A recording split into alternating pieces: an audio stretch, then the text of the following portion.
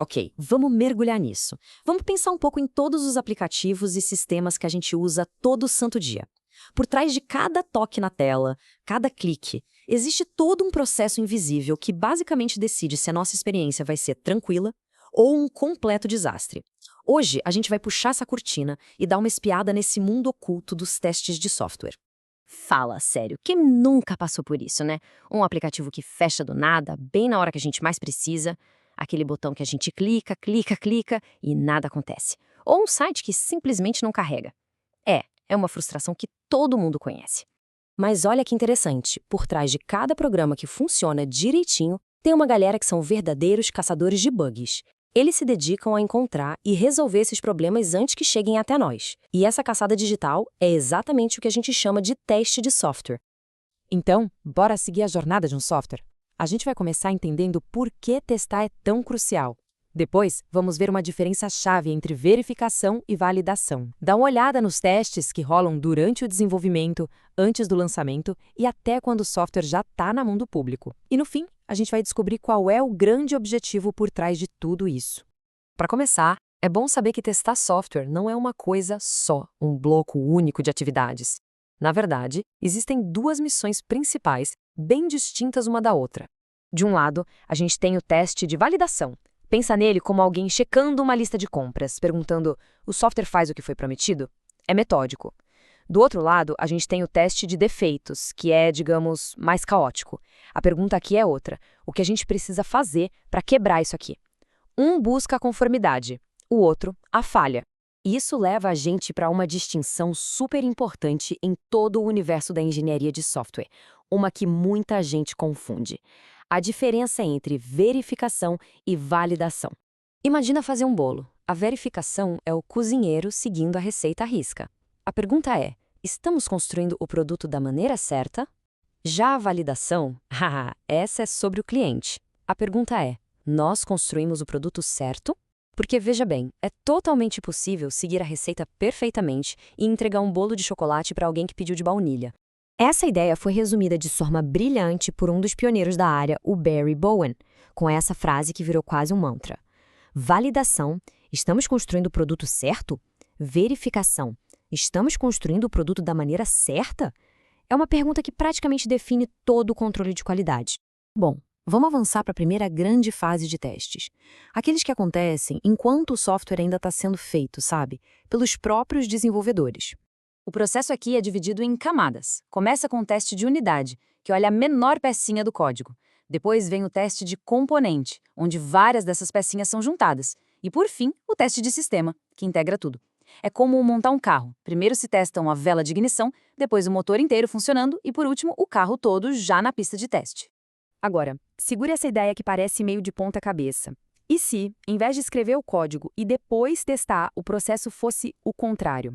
Essa é a filosofia por trás do desenvolvimento guiado por testes, ou TDD. E o ciclo é genial. Olha só o fluxo. Primeiro, se escreve um teste que, obviamente, vai falhar. Afinal, o código para aquilo nem existe ainda. Depois, se escreve o mínimo de código possível, só o suficiente para fazer aquele teste passar. Passou? Ótimo. Aí a gente roda todos os testes de novo para ter certeza de que nada quebrou, e então melhora o código e começa tudo de novo para a próxima funcionalidade. É como construir uma parede, sabe? Tijolo por tijolo, garantindo que cada um está perfeito antes de colocar o próximo. Certo, o software foi construído, foi testado pelos desenvolvedores. Agora é a hora de passar o bastão para uma equipe totalmente imparcial, os guardiões da qualidade, antes que isso chegue ao público. E aí entra o teste de lançamento. O ponto-chave aqui é a imparcialidade. Ele é feito por uma equipe que não tem nada a ver com quem construiu o software. Eles chegam com um olhar fresco, sem vícios e com uma única missão: validar se o sistema está mesmo pronto para encarar o mundo lá fora. A abordagem aqui é o que chamam de teste de caixa preta. A equipe de teste não sabe e nem precisa saber o que está acontecendo lá dentro do código.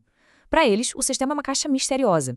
Eles só colocam um dado na entrada e veem se o resultado certo saiu do outro lado. Simples, direto e muito, muito eficaz. Chegamos na fase final. Depois de passar pelos desenvolvedores e pelas equipes de qualidade, o software finalmente encara seu juiz mais importante de todos, o usuário final. E esse julgamento vem em alguns formatos. Primeiro, o teste alfa. Um grupo pequeno de usuários testa o produto dentro da empresa mesmo, junto com os desenvolvedores. Depois, vem o famoso teste beta. O software é liberado para um público maior, uma galera que topa testar uma versão quase pronta. E por último, tem o teste de aceitação, que é o momento da verdade, quando o cliente testa e aprova formalmente o software, dando sinal verde. E esse teste de aceitação não é bagunçado, não. É um processo de negócio bem estruturado, com etapas claras, desde definir o que significa aceitável até a decisão final de, bom, aceitar ou rejeitar o sistema. É um marco, muitas vezes até contratual. Tá, depois dessa jornada toda, qual é o objetivo final? É achar cada bug que existe? É chegar na perfeição absoluta? A resposta, como disse o lendário cientista da computação Edsger Dijkstra, é um belo e sonoro não. É simplesmente impossível provar que um software não tem erros.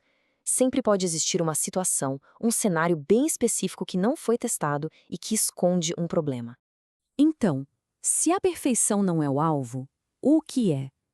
O ponto central é esse.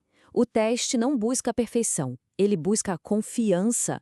É sobre construir evidências suficientes para que todo mundo, desenvolvedores, a empresa, os usuários, possa acreditar que o software é bom o suficiente para o seu propósito. E esse bom o suficiente varia demais. Um software que controla um avião precisa de um nível de confiança absurdamente maior do que um joguinho de celular. Tudo depende do propósito, das expectativas de quem vai usar e até da pressa para lançar o produto no mercado. E é isso. Da próxima vez que aparecer uma atualização de aplicativo no celular, vale a pena pensar. Por trás daquela simples notificação, existe um balanço complexo entre velocidade, custo e confiança.